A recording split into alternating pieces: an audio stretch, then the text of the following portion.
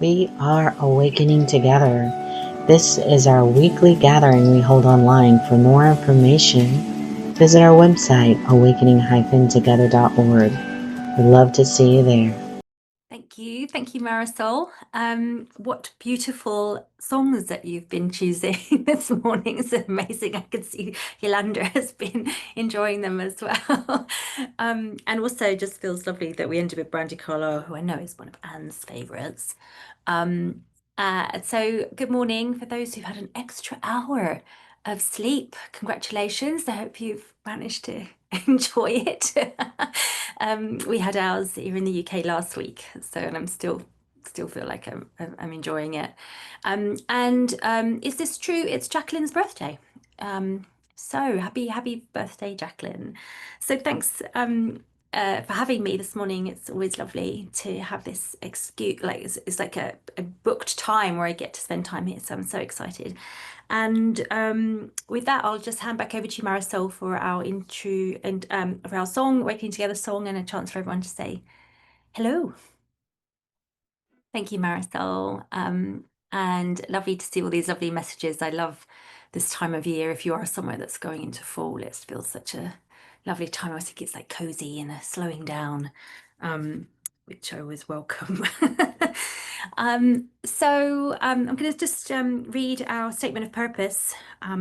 So we are assembly of equals joined in common purpose, awakening to one true self. Within an appearance of many faiths, many cultures, and many symbols, we seek to discern one truth and to rest in its embrace.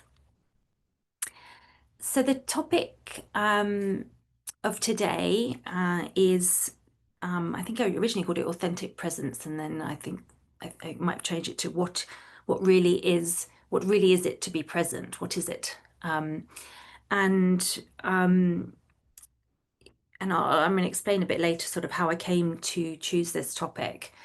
But for me, I don't know about you, but I spend a lot of time, well, I guess I'm going to tell you now. I spend a lot of time thinking about why am I not present? Why am I not being present? And sometimes I am present and sometimes I'm not present. And my goal is to be more present. And it just struck me that I can get stuck in that kind of thinking. So I didn't plan on talking about this topic. I was planning on talking about something different. But on Wednesday evening, just before I was sending the topic over to Shauna and Marisol, I had this sort of clarity around what I keep asking myself that perhaps is not the right question to keep asking myself. So we've got some poems that are going to be shared today by Melissa. Thank you very much, Melissa. And actually, thank you to everyone who replied from the reader list and said they could or couldn't read today. It was very lovely, the support there. And I've chosen two of our core values just to read. And one is to reflect that actually a path for me at the moment is actually poetry, a sort of doorway in. So that's why we've got three poems, and then if we've got time, I've even got more poems. So I thought that would align with core number value 1, which is we trust everyone is led by unique inner guidance to one experience called awakening, which is realization of one true self. We live this value by supporting one another on different paths of awakening. And I also chose that one also because I felt like one of the other topics I was going to choose was called like back to basics, because I've been feeling in the last year that I really have to start from scratch. You know, I'm at the very baby steps of probably where I was a couple of decades ago, which is really just not understanding what it means to be present or what the question is. Whereas, you know, I know sometimes collectively we talk about, you know, not existing at all and all being one, and or, you know, being dissolved in awareness. And sometimes for me that feels alive, but not as alive as it has done at times of my life. Like I really feel like I'm back back at the bottom of the mountain, and I'm very happy to be at the back of the bottom of the mountain actually, or I don't know what would be I don't know what the equivalent is, but maybe going around the spiral and I'm on the bottom of the spiral as it goes. Oh, I don't know, but so I was thinking about today and thinking, oh, I wonder if what I shared today, everyone was like, duh, yeah. So I just hope there's something in it for you. But this core value really spoke to me. And then the other one is one I think I always sort of lean on is, which is we accept one true self, which is one presence or being, non-dual, without beginning or end, and absolutely changeless. And we live this value by practicing letting go of the belief in the individual self as who we are, which I think as we sort of move into being present, whatever that is, whatever that looks like, that is that letting go. So those are the two core values that really sung to me today. And I'm really looking forward to the poems and the music and sharing with you. But I know we have some announcements from Anne, I believe. I'll stop now. Thank you all for the updates and announcements. As you can see, all the links are in the chat there for the different retreats and the Embodying Truth series. I was going to kick off with our first song, actually, Marisol. And I was going to choose Kelly Clarkson's A Moment Like This. Do you know that song? A moment like this, some people wait a lifetime. And it was to sort of show like you're sort of waiting to become present. It feels like this one special moment arrives. And then I thought that's quite a dramatic song for a Sunday morning, especially for those who have just woken up. So it's Alexi Murdoch's Waiting All My Days. And in it, he says, I've been trying to find what's been in my mind as the days keep turning into night. And for me, it speaks to I've been trying to find this what is it to be present in my mind rather than actually dropping the mind. So that's why. And who doesn't have Alexi Murdoch, right? Yeah. This one's for you, Jacqueline, for your birthday, of course. Um, so over to you, Marisol. Thank you. Thank you, Marisol. Lots in that song. He talks about sort of loneliness no more, and we'll talk a bit later about how when you're present, you're so intimate with things that you can't be lonely. You're just right there with them. And I love this sort of juxtaposition of time moving while we are always here and now, and we'll hear a bit more in one of the poems Melissa's going to read in a moment that speaks to that. But I'd just like to invite you to join me in a short prayer before we start. So just starting from a place of really deep gratitude for the opportunity to be together, and personally how grateful I am for this wonderful community that is always here, even when I am not, which I think is quite apt for this topic for today. And a deep thank you and acknowledgement that there are many different doors and so many doors to get into the truth and who we are and what lights us up and what brings us joy, and an understanding of what is real and what is just illusion. And also just an ask really for to sort of keep bestowing on us the humility to be able to return to basics, if that's what we want to call them. Just always an acknowledgement that actually living in the moment exactly where we are, even if it's where our mind says we might not want to be, is such a beautiful place to be, and is where it really is the only place to be. But it does take some humility to get there. So please bestow on us as much humility as possible so we can always come back to this point of sitting authentically and honestly in truth, even when it feels like it's a search for truth and not truth itself. Amen. Feels a bit weird to do an ask in a prayer, I have to say. I don't normally do that, but that's what came through. Today I'm trying to run with it. So I'm going to invite Melissa to read. She's going to read 3 poems, and if we have time, she'll read them a second time, but we'll just see how that goes. And the first is a poem from David Whyte, who I just can't get enough of, and it's called Everything is Waiting for You. And the second is Mary Oliver's Wild Geese, which is like the classic. And the third is Rumi's Guesthouse. So thank you so much, Melissa. Over to you. Thank you. Can you guys hear me okay? Internet's going? Okay, good. Thanks, John. Everything is Waiting for You by David Whyte. Your great mistake is to act the drama as if you were alone, as if life were a progressive and cunning crime with no witness to the tiny hidden transgressions. To feel abandoned is to deny the intimacy of your surroundings.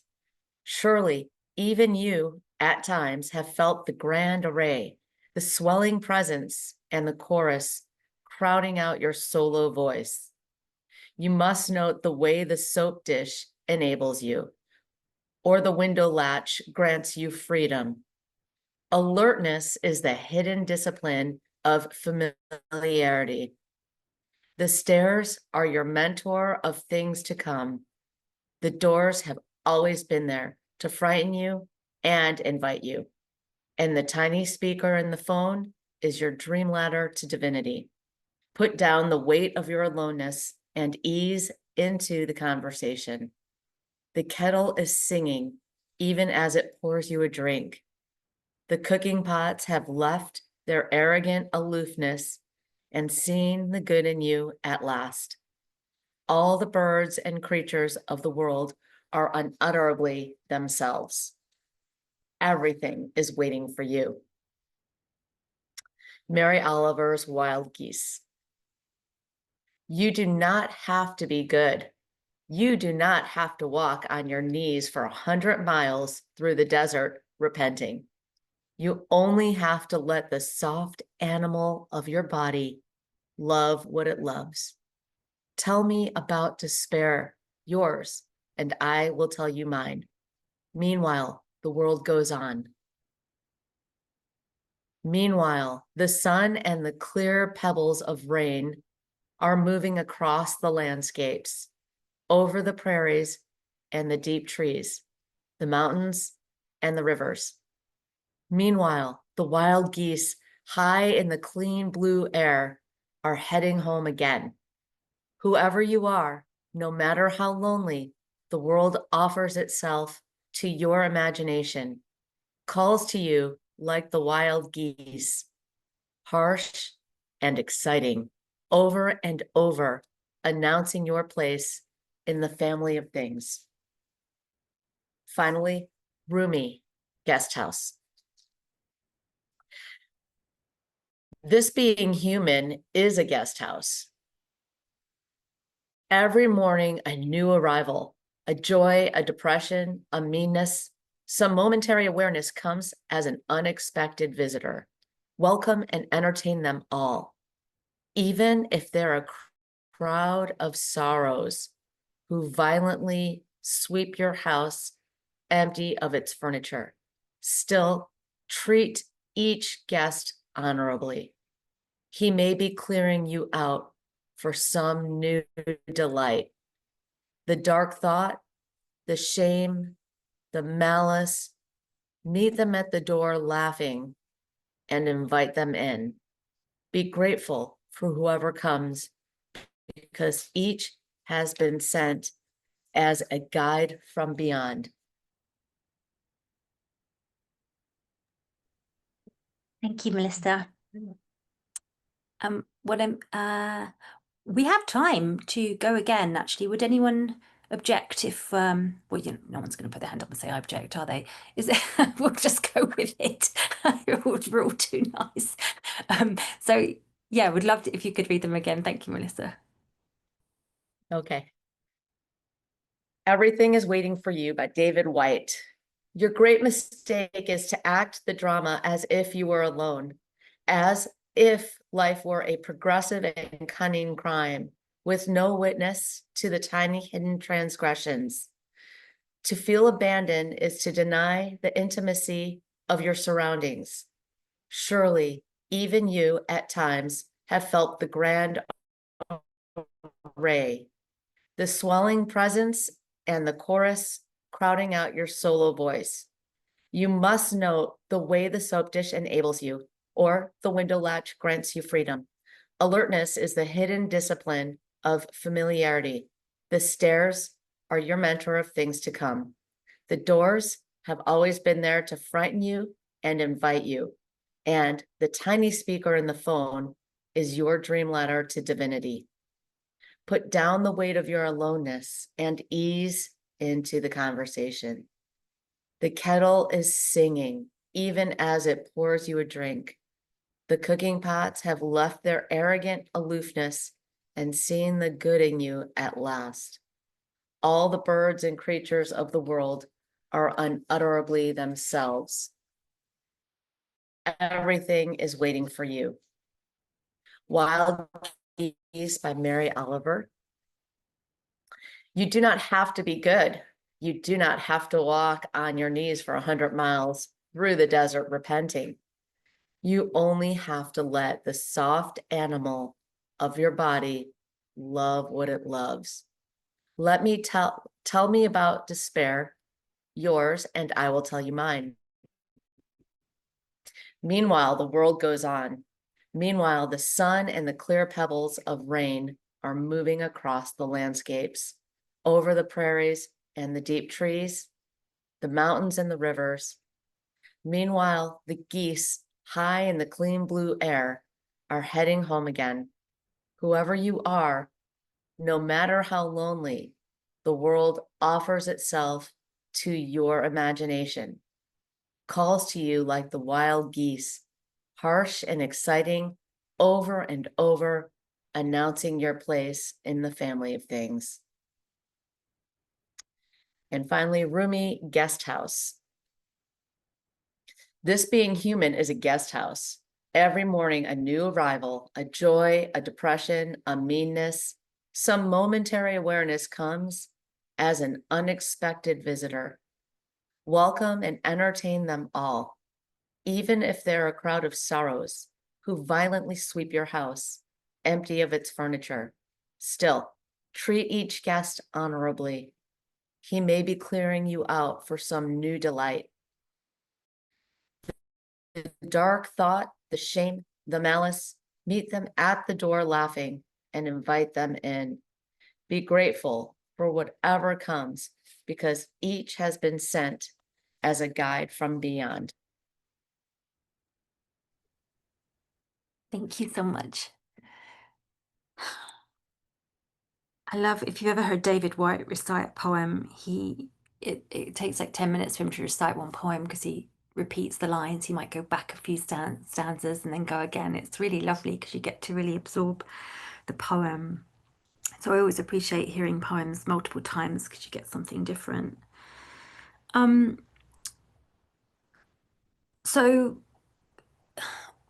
So as I mentioned, I wasn't sure what I would share on, but Wednesday night I had this sort of, I don't want to say an experience. It wasn't an experience. It was perhaps a bit of clarity. I don't know. But I was sitting on my bed and just contemplating these two other topics I thought I was going to be talking about. And I suddenly just kind of, a slight shift in something, recognized that everything is present. That there's no moment in which I will be present. Like I cannot not be present. Everything is here, and here's my. Well, I invite you to sort of contemplate this with me, I suppose. Like here's my jumper and and the curtains and the walls. And one of the reasons I love this this poem by David Whyte, Everything's Waiting for You. It's this mundane things, you know, like the window latch, the cooking pots, the speaker in your phone, like all this stuff is here, all around you. I'm here. I'm in a body. And Wednesday night, I remember I was feeling excited, but tired, very tired from the day, and also a little confused because I wasn't sure what I was going to send in this email to share and whether it would work. So there were feelings, there was pain in my lower back, often happens, and it's an exhaustion in the body, but also the wardrobe and the walls. And all of it is just here. There's there's nothing. That is it.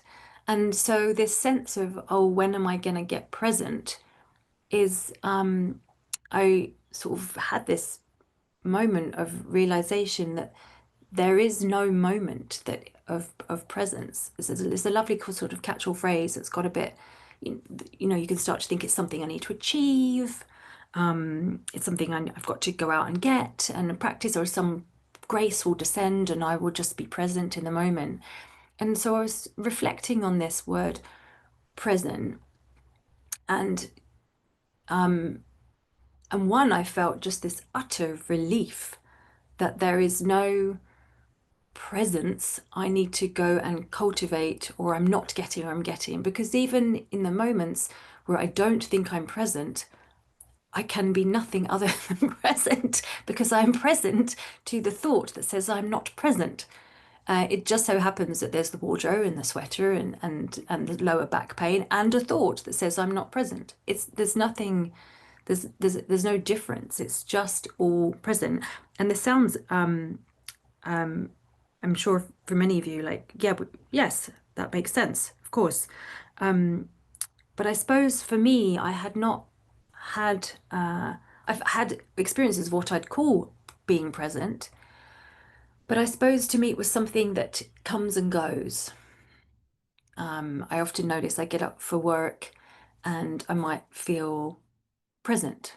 You know, I get up, I'm brushing my teeth, and I'm brushing my teeth, and then I'm maybe having a shower, and then I'm maybe do a bit of journaling, very rarely. It's because I'm normally rushing to eat some breakfast and get out the door. But I'm there, and I walk through the park to get to the bus stop, and I get on the tube, and then I walk into my office, and it feels like I am no longer present for the 8 hours of the day that I'm there in that office. And I leave and I feel very present again. I'm walking to the bus stop and I'm getting back on the tube and I'm coming back home and maybe light a fire because it's getting colder or whatever it is. Um, um, and I will look back and say, crikey, I wasn't present at all today. There are things I did in the day, the way I talked to some colleagues, I would have liked to have taken more time. I didn't feel I listened. And so when I started analysing what is it that in my mind has been telling me what presence is, feels like it's just listening. So when I've been telling myself I'm not present, what I'm really saying is I don't feel like I listened enough to my colleagues, but I was present the whole time because I exist, and therefore I was there. And maybe that's it. And listening is something I can cultivate, something I can do if I wanted to do anything. But there is no point that I wasn't present. So it was this moment of awareness, I suppose, that made me just feel like, oh, this really is it. And there's nothing else to do, which feels like a lesson for me. I recognize it might not be a lesson for everyone, because for some people, the lesson for them right now might be to do more practice and meditate.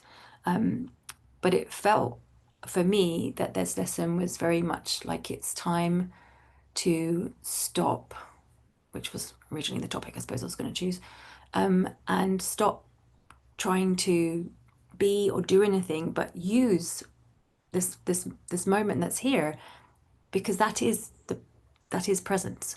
I suppose that is present. And there's nothing else I can do or need to do.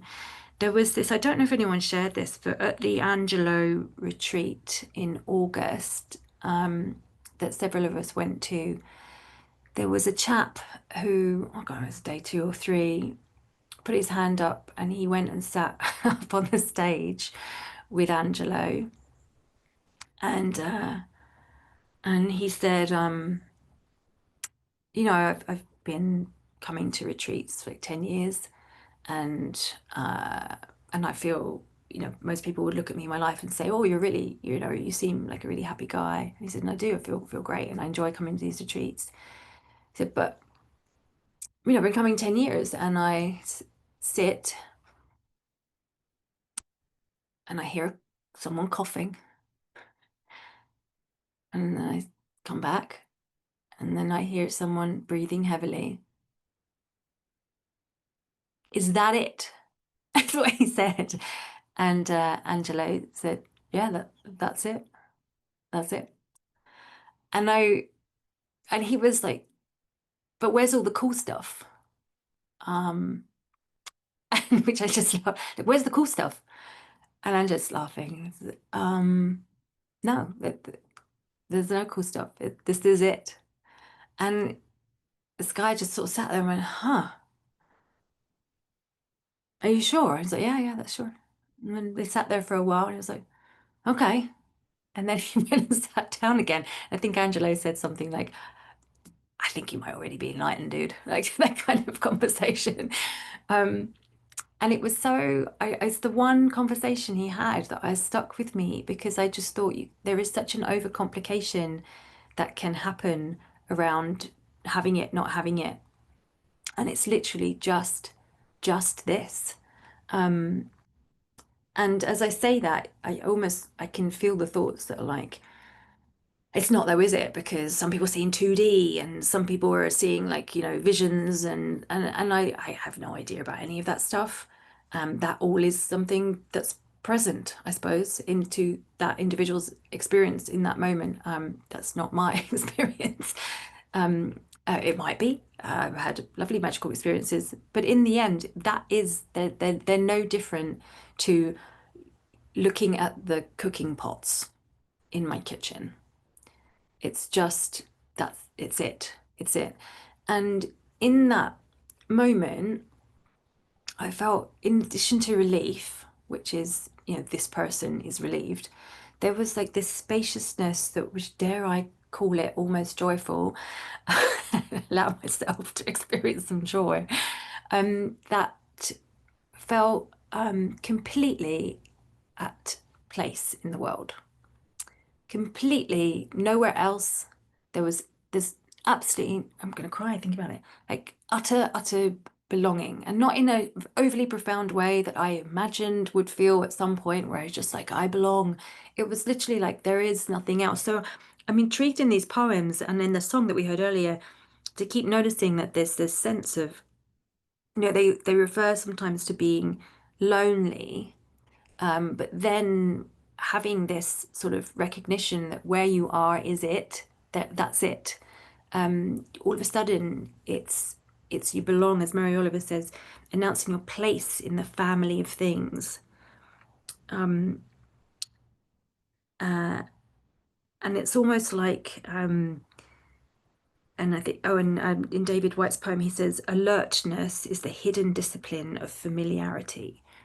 So it's just kind of aware, which I translate as an awareness, and not an awareness that now I've just replaced for the word presence, and now I've got to go out and get awareness, but just the natural awareness of everything that is here is how you is puts you in touch with something, everything so intimately, that how can you possibly feel alone or separate, which is the word we would use probably, because you can't, because it's just here and now. I felt like, I wouldn't say I felt deeply intimate with the wardrobe, but I felt like there was just what was. There wasn't necessarily a Helen, but she was there, and having an experience of looking at the wardrobe and thinking, oh, lots of things. But there was all just this kind of like one moment, and it felt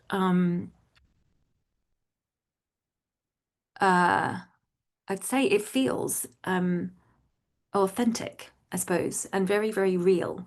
And what might be to some mundane, not us obviously, but what might appear to be overlooked because it is potentially mundane. Like there's, there are some. What the reason I love this David Whyte poem is because there are obviously poems that are about feeling the presence of wild geese or mountains or lakes, and for those to happen you have to be around mountains or lakes or wild geese. There's a lot of poems that are about sort of getting in that place when you're out in nature or somewhere very serene.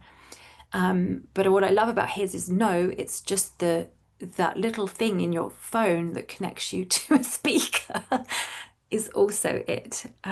So it's everything. When I was at the actually, I wrote a poem years ago at the Muji retreat.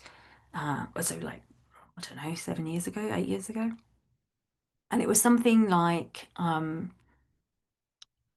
so the premise was that I'd been every day at the Muji retreat, was in Portugal, it was Zimar. You go into this enormous like tent marquee, I don't know how many people in there, probably over 1,000. And he's up on a stage and he talks to you, and it's normally quite warm because it's Portugal, like in April or September. I'd been a couple of times, and there's seats, and then there's sort of this area if you're limber enough, which I was in those days, to take a little cushion and just sit on that. And in that space where you're sat on a little cushion, you are like rammed in with lots of people, and you can't quite see them because everyone's got maybe bigger cushions than others. And it gets quite hot in that tent that time of year. And so I was just like all in for Muji. Oh my God, I would be the first in line to get in because I just wanted to sit in front of him. And I remember just being so disappointed because I'd gone to this day and he had done a silent meditation. And the whole way through, I thought about the fly that kept buzzing round, the person whose head was a bit too big in front of me, the person who was breathing on my right. And so I wrote this poem, which was like something, I can't remember, I was trying to find it, I couldn't find it. Like this morning, God knocked on my door and asked me to come and play with him. But the mind got there first. And the mind says to God, we'd love to come and play with you, but today we're going to be thinking about whether, have I ever been this tired before? Is this something new? Is this something new that's happening? Why does the person in front of me have such a big head? Why is this fly bothering me? Why is it always me and flies? Maybe I have karma with flies. Maybe this fly wants to be my friend. Maybe this fly is an ancestor. And it goes on. And then it says at the end, tomorrow when God knocks, I'll make sure the mind doesn't get there first. And um, and I was recalling this poem when I was at the Angelo retreat, and I was thinking, oh, that's what a lovely poem that was, and perfect because here I am at retreat centre and blah blah blah. And I was walking on a walk every lunchtime. There was a couple of hours we had spare, and if you were organised, and and I was, you could get in a 7-8 mile hike in that time, and it was a lot of lovely land around there to go hiking, and it was really what I wanted to do, and just recite David Whyte poetry in my head and hike.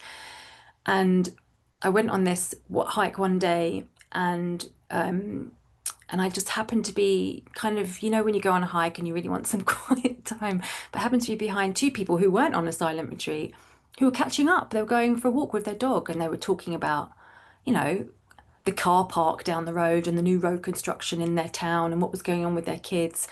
And I was like, oh God, I'm trying to think about this wonderful poem and be in this place and be with God, and here we are again. And I thought, my God, no, I need to rewrite that poem and be that God came knocking and to come and ask me to come and play. And the mind said, not today. I'm going to be just like generally just trying to get somewhere a bit quieter on this walk because these people are talking in front of me. So I'm just going to be thinking about how I can cut them off and maybe make a different route.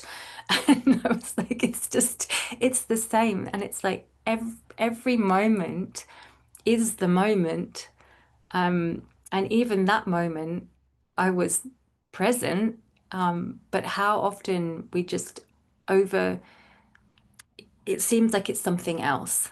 And that's kind of how I've been living for quite a while, is this if this then X. If only I wasn't in my job, then I would be present. And there's many reasons I should leave my job. I probably will, but it's not because I'm not present. Of course, I'm present, deeply present to the fact that I'm anxious at work and I feel overtired and I don't feel I'm skilled up enough and I feel like I'm not, blah, blah, all of that jazz. But I'm present at work, and that is, all of it is juice. And so I was thinking about Kate's homily last week, and really, I just wanted to be a bit like what she says, what she said, because it is being with like your feelings, being with the physical sensations in your body, being with all the thoughts in your mind, being with everything that's around you. And you are always being with them. You cannot not be being with them. So for me, the message I got from this, I don't know, 15 minutes on my bed as I was contemplating what to share, was really like, cut yourself some slack. Like, it's just this. Everything is waiting for you. And the Rumi Guesthouse poem I liked because I thought it's sometimes when you thinking about being in the here and now, it's quite easy. Well, I say you, me. It's quite easy for me to go, okay, I'm here, and my breath is in my body. My breath is in my body, and I can feel slight pain in my back. And I'm looking and I see the wardrobe or the pots and the stairs and the doors. But I often don't acknowledge the feelings that are arising, the emotions and some of the thoughts. All that is there too. So it was just something I wanted to include as he talks about, joy, depression, meanness, and they all come into your house, even if they're a crowd of sorrows who violently sweep your house empty of its furniture, and still treat each guest honourably, which I think is a whole nother topic in itself. But he says the shame, the malice, meet them at the door, laughing, and invite them in. So it's really just, to me, it sort of speaks of just being exactly where you are with everything that is here, and there's something in that feels really authentic for me, and very, very, very real. So I want to leave some time for sharing. There is another poem that I might read if we have some time. Let me just check where we are. So there is let me see if I've got this right, a second song that is, I think, that's a classic, isn't it? It's Peter Mayer or Meyer, I don't know how he says Holy Now. And I chose this one because to me it's that point that I shared about the poem I wrote about the Muji retreat, but actually it was just like in every single moment of the day having this walk with people chatting in front about their mundane lives while I'm trying to be present, for God's sake. That kind of thing. So I feel like this Peter Mayer song always, it's a classic for me. I play it often when I'm having a bath because I feel like it's just everything is holy and holy now. But everything is a gift and holy. So over to you, Marisol, for this song. Thank you. Thank you, Marisol. So we've got some time. I'm normally bad on time, and I really wanted to make sure I left a lot of time today. And just wondered if anyone wanted to share anything. I can certainly fill the minutes, but would love to hear from anyone who does have something they wanted to share. Regina, I see your hand. Thank you. Yeah, you said one thing when you were talking. First of all, I loved the whole thing. And you're absolutely right. You're always present. But you said one thing. I almost leaned forward and typed, and I thought, no, I won't. But I'll comment on it because it was a sticking point for me before. It was a little thing you said. You said something about, some people see 2D, some people have visions, right? That's the brain. That's the brain. Different brains react to these shifts in different ways. That's not the truth. So those things, one thing Peace Pilgrim talked about when she awoke, she talked about how, she saw like light crystals filtering through the air and all that. But then she said something like this isn't the exact words, but she said something like, that's just the special effects. That wasn't it. So I think it's important that when people talk about these experiences that occur as they are awakening, to remember that's just how their brain is adjusting. And if our brain doesn't adjust in the same way, that's okay, right? It is, you could even ask as you're seeing 2D or as you're seeing light flickering or as you're having visions, what sees this? Because that's still there. That's still constant. That's the same as it's always been. That's absolutely changeless, right? So we don't need the special effects. I mean, if they happen, they happen. If they don't happen, they don't happen. But we're not after the special effects. And I think that's really important to get clear on, because I know it was a sticking point with me for a while. I thought, wow, they're having this experience. I haven't. And of course, I've had experiences where other people are probably saying, wow, she had that experience. I didn't. I finally got to where I realized those are great. Those are fine, but those aren't it. And everything you shared today was fabulous. I was having my own special effects listening to you. I want you to know. My head started tingling real strong, and then my whole body seemed to go really, really still. And, special effects, I don't feel that all the time, right? But I felt it while listening to you, and it was wonderful. Thank you. Thank you, Regina. It's so helpful. Because I know it's like when that guy said, "Where's the cool stuff?" And in the room, and I was just looking at the wardrobe, and I was like, it felt like this was enough. I did not need any more than just that. And it was all so, like, to use that word, mundane. So thank you. It's super helpful. Melissa, I see your hands up. Thank you. The whole is so beautiful. Helen, it was meant to be for me to be here, and I really appreciate that. There were a few things I highlighted as well in your in the poems that you chose. You only have to let the soft animal of your body love what it loves. To me, that really stood out, because the other day, I have so much physical work to do that I sometimes, this last year or so, it's been a mental game. And I realize, a lot of it is, well, let's see what it says down under the guest house. Treat each guest honorably, because he may be clearing you out for some new delight. And that's really been what's been working through me this whole year. And sometimes the body feels so tired. I don't feel like making dinner most times. I'm like, what the hell is this second job? Can I quit this job? Can I quit the making dinner job? I'd like to quit that job. and so and so just being present last night, I was just thinking, why? I can entertain that thought, or I can see it as a thought and let it move on and just allow service to do what it needs to do. And to me, that's really what the meaning of this talk was for me. Allowing whatever is here, honoring every single guest, every mundane thing is the presence. And that's what really struck me last night. So hearing this was just right on time and so beautiful. Thank you. Thank you, Melissa. And also honoring the not honoring, which as Anne taught me, which is a whole different story, which I don't have time for today, but saying a big yes to the no. So, anyone else feel called to share? I see there's some things in the chat and lots of comments about how helpful it was. Regina, your comments. Well, I know we have time afterwards as well for those who do want to come and share in that dedicated time. There was one poem that I was umming and ahhing about Rumi or this one. So I think if it's okay with you, it's quite short.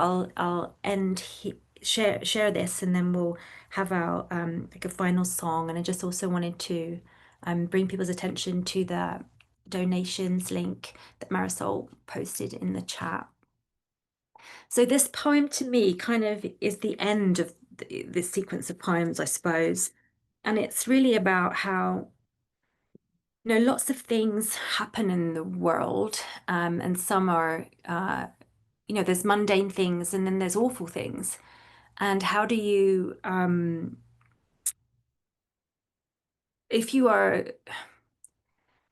in this place of this is happening and this is happening and this is happening and this is happening, and you are intimately familiar with it all, that opens up a gap of, while things might not be beautiful, like I wouldn't be able to say that some of the things happening in the world are beautiful.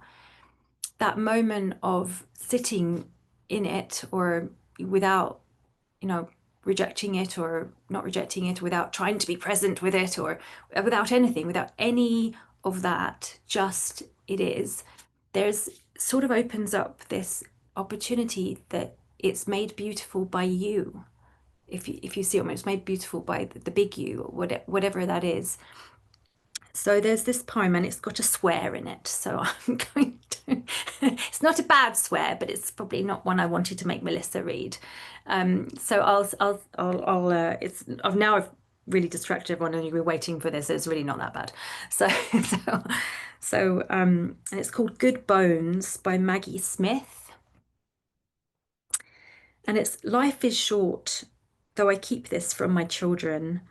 Life is short, and I've shortened mine in 1,000 delicious, ill-advised ways. 1,000 deliciously ill-advised ways I'll keep from my children. The world is at least 50% terrible, and that's a conservative estimate, though I keep this from my children. For every bird, there is a stone thrown at a bird. For every loved child, a child broken, bagged, sunk in a lake. Life is short, and the world is at least half terrible, and for every kind stranger there is one who would break you, though I keep this from my children. I'm trying to sell them the world. Any decent realtor, walking you through a real shithole, chirps on about good bones. This place could be beautiful, right? You could make this place beautiful. So I love that poem. I felt like it was just very real, about the realness and the acceptance that not everything is beautiful, but there is, in this familiarity that I talked about, this the alertness that David Whyte mentions, this just beingness, there is a beautifulness that shines through. So thank you for today and getting to share that poem. At the end, there is a final song, and it is These Are the Days. I think it's called These Are the Days, and it's by Natalie Merchant. It's one of my all-time favorite songs. But I feel like this kind of journey through, needing to get something to, this is just it, like, is it enough? And then actually it's more than enough, it's bloody beautiful. Feels like it ends in this song, which is about, enjoyment of all those days as they pass in time. And here we are, just here and now in every moment. So thank you again. If there's anything I've missed, do say in the chat, and I will quickly try and make that happen. Otherwise, I'll see you all in the room afterwards. Thank you, Marisol. You've been watching our online gathering. It happens weekly on Sundays at 10:15 a.m. Eastern Time. To join us live in the sanctuary, visit our website, awakening-together.org. You'll want to click on Online Sanctuary in the main menu, and then in the drop-down menu, look for How to Enter the Sanctuary. Right there at the top of the page is a clickable link. We'd love to see you in the sanctuary and join with you in fellowship. Thank you again for watching. Also, please know that if you'd like to stay connected via the Awakening Together channel here on YouTube, you can subscribe and hit the bell for more notifications. We hope to see you in the sanctuary.